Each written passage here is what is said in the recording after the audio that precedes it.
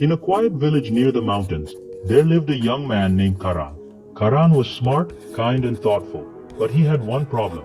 He thought too much. Every time he had to make a decision, small or big, he would overthink it. What if I make the wrong choice? What if people laugh at me? What if I fail? Because of this, Karan never took action. He wanted to start a business, but didn't. He wanted to talk to a girl he liked, but didn't. He wanted to move to the city for better work, but again, he didn't. He would sit for hours, just thinking and thinking, until the chance was gone. His friends called him the thinker, but not in a good way. His parents were worried and Karan himself felt stuck.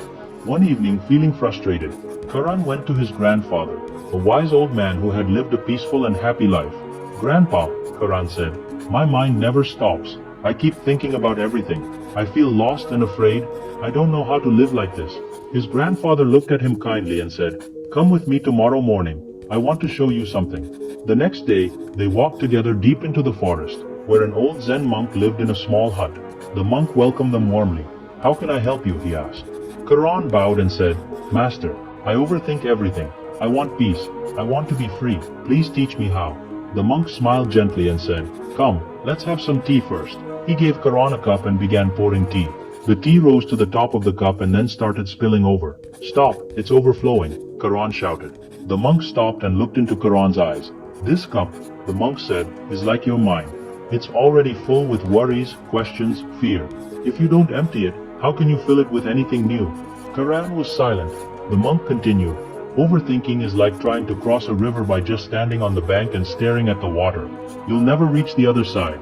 Karan asked, "But how do I stop it? I can't just switch off my brain." The monk picked up a leaf and placed it in a small pond nearby. "See the leaf? It floats. It doesn't fight the water. It goes with the flow. Let your thoughts come, but don't hold on to them. Let them float like this leaf. When a thought comes, say to yourself, 'Not now.'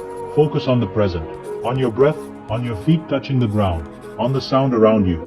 Peace," he said, "is found when you stop living in the past or future, and come back to this very moment." Karan listened deeply. That day, something changed inside him. He went home and started practicing. When his mind started spinning, he took deep breaths. When fear came, he said gently, "Not now." He stopped trying to control every outcome. He focused on doing one thing at a time. Slowly, Karan stopped overthinking.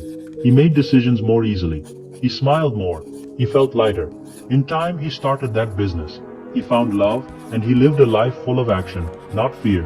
And whenever someone asked him how he overcame his old habit, Karan would smile and say, "Be like the leaf. Float. Don't fight. Trust the flow of life." Moral of the story is, overthinking steals your peace and your future. Learn to let go. Trust the moment. Breathe, act.